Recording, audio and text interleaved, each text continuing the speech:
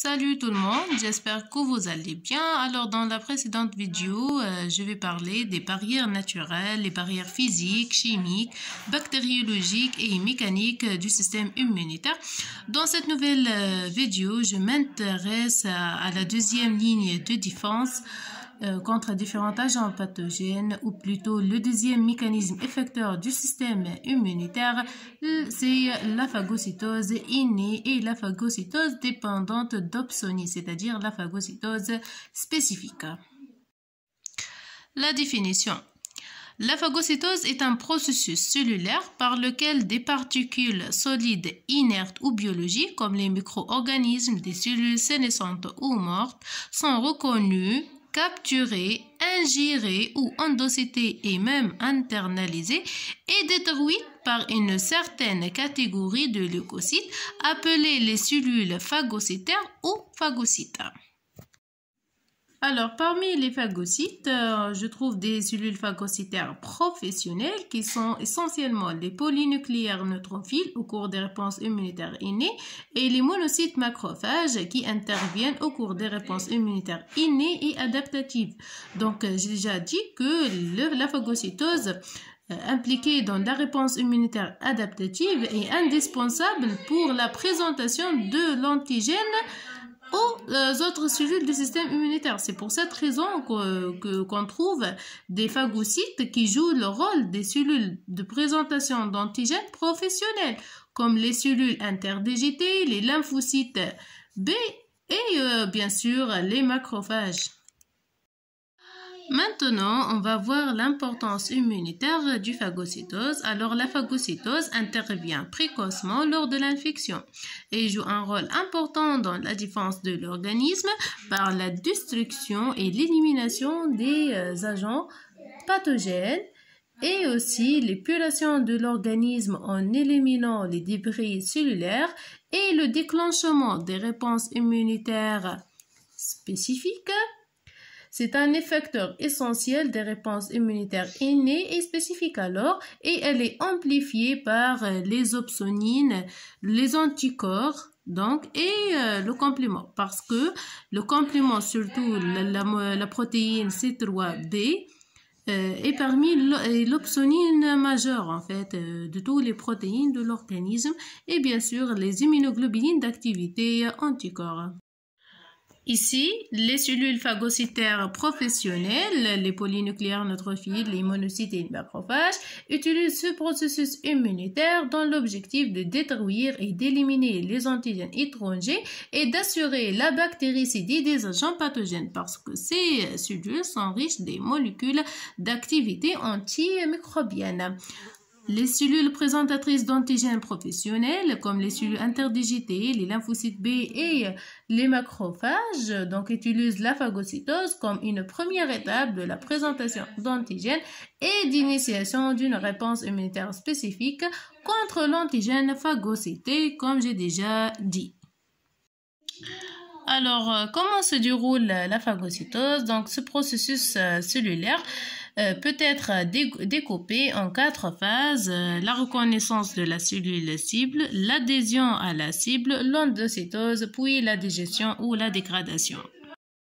Je commence par la phagocytose innée qui a lieu au cours des réponses immunitaires innées. Donc, je prends l'exemple des monocytes macrophages comme une cellule phagocytaire professionnelle et une bactérie comme un antigène, donc la bactérie qui est un micro-organisme. Alors, la reconnaissance de notre cible ici est assurée par l'interaction entre des récepteurs membranaires exprimés à la surface des phagocytes qui sont des PRR et leurs ligands respectifs à la surface du micro-organisme à phagocyter qui sont des pompes. Donc, il y a la reconnaissance non spécifique entre pompes et PRR.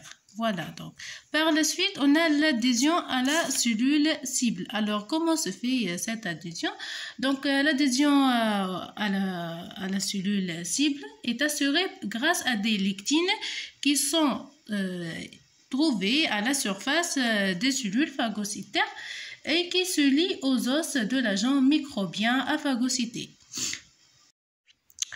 Alors, la deuxième étape, l'adhésion cellulaire, permet la signalisation intracellulaire à l'intérieur du phagocyte qui contribue à une réorganisation de la cytosquelette du phagocyte avec une extension concomitante de la membrane cytoplasmique du phagocyte, formant des prolongements appelés des pseudopodes. Ces pseudopodes vont entourer progressivement la particule phagocytée, plutôt la cellule cible, jusqu'à son engloutissement total, formant une vésicule intracellulaire appelée le phagosome. Par la suite, le phagosome fusionne avec le lysosome. Donc, cette fusion permet l'obtention du phagolysosome où se passe la dégradation de la particule phagocytée. Donc, la quatrième étape met l'accent sur le devenir de la particule phagocytée, la cellule cible, c'est-à-dire, ou bien, dans notre cas, la bactérie, dans le phagolysosome. Alors, à l'intérieur du phagolysosome, la particule phagocytée peut avoir trois devenirs différentes. Soit la dégradation et la bactéricidie, soit la persistance virale dans le phagolysosome dans le cas de particules difficilement biodégradables, mais aussi pour certains germes, des bactéries ou virus qui ont la capacité de la persistance virale, ou bien un échappement et une multiplication intracytoplasmique. La phagocytose spécifique ou dépendante d'opsonines. Il faut noter que les opsonines majeures sont des immunoglobulines G et les molécules du complément, les C3b. Donc, bien sûr, ces opsonines présentent des récepteurs Fc gamma R pour l'immunoglobuline G et CR pour le C3b. Et ces récepteurs-là sont présents à la surface du phagocyte. La phagocytose spécifique se déroule en 4 étapes qui sont les mêmes étapes de déroulement du phagocytose innée. Mais ici, la seule différence est au niveau de la première étape qui est la reconnaissance de la cellule cible. Parce qu'au cours des réponses immunitaires innées, la reconnaissance est indépendante du type de l'agent pathogène. La reconnaissance est non spécifique. Elle est basée seulement sur l'interaction entre les PRR et les pompes à la surface du micro-organisme. Tandis que, au cours des réponses immunitaires spécifiques, je parle de la spécificité antigénique. Dans ce cas, la reconnaissance est dépendante de l'agent pathogène. C'est pour cette raison, notre antigène ici est opsonisé. Et opsonisé soit par les immunoglobulines G, et dans ce cas, la reconnaissance se fait par l'immunoglobuline G, le Fc gamma R présent à la surface du phagocyte, soit il est opsonisé par les molécules du complément, les C3b, et dans ce cas plutôt, la reconnaissance se fait entre le C3b et son récepteur CR exprimé à la surface du phagocyte. Tout le reste, c'est identique. Donc, j'ai l'adhérence initiale, l'adhésion entre les os et les lectines, puis donc la formation des prolongements cytoplasmiques ou bien les pseudopodes qui vont permettre donc l'endocytose d'une autre antigène, la fusion du prolongement, puis la formation du vacuole de phagocytose ou bien le phagosome, la fusion entre le phagosome et le lysosome pour former le phagolysosome, puis donc le destiné de l'antigène ou bien de la cible à l'intérieur du phagolysosome. Dans cet exemple, donc j'ai la bactéricidie. Donc ici, la phagocytose a réussi à éliminer l'agent pathogène. Tandis que il faut noter que la phagocytose n'élimine pas toujours l'antigène parce que parfois l'antigène peut persister et même peut s'échapper et se multiplier à l'intérieur du phagolysosome. Je termine cette vidéo par ce résumé qui résume les 4 étapes du phagocytose. Alors, je commence par la première étape qui est la reconnaissance de la cellule cible. Donc, cette reconnaissance peut être soit dépendante d'opsonine ou indépendante d'opsonine. Alors, dans le cas où la reconnaissance est dépendante d'opsonine, c'est-à-dire la phagocytose spécifique au cours des réponses immunitaires spécifiques, donc la reconnaissance ici se fait entre les opsonines, donc le C3b, si l'antigène est opsonisé par les molécules du complément. Donc voilà, l'antigène opsonisé par les C3b se fixe donc à la surface du phagocyte par l'intermédiaire de son récepteur, le CR. Le CR, c'est le récepteur du C3b.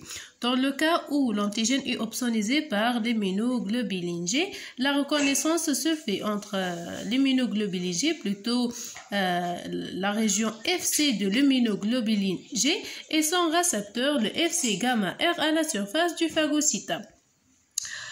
La phagocytose innée au cours des réponses immunitaires innées est indépendante d'opsonine. La reconnaissance est normale, indépendante du type de l'agent pathogène, basée seulement sur l'interaction entre les PRR à la surface d'une cellule phagocytaire et les pompes qui sont des motifs associés aux micro-organismes.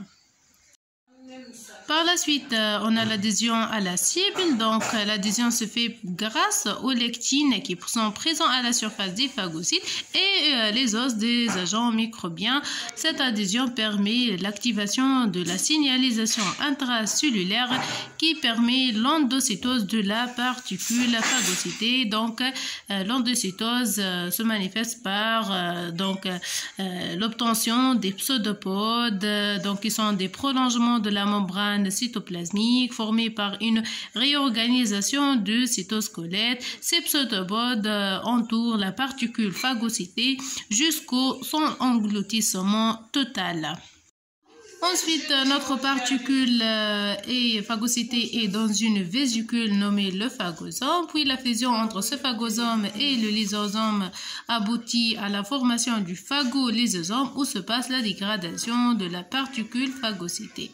Alors, comme toujours, donc le dessiné de la cible à l'intérieur du phagocyte, donc le devenir de la particule phagocytée est de trois types, soit la digestion, comme dans cette cas ou la dégradation par la bactéricidie, donc dans le cas des particules biodégradables, soit l'échappement et la multiplication intracytoplasmique comme le cas de plusieurs virus, ou même la persistance persiste comme des particules biodégradables et autres germes bactériens ou virales.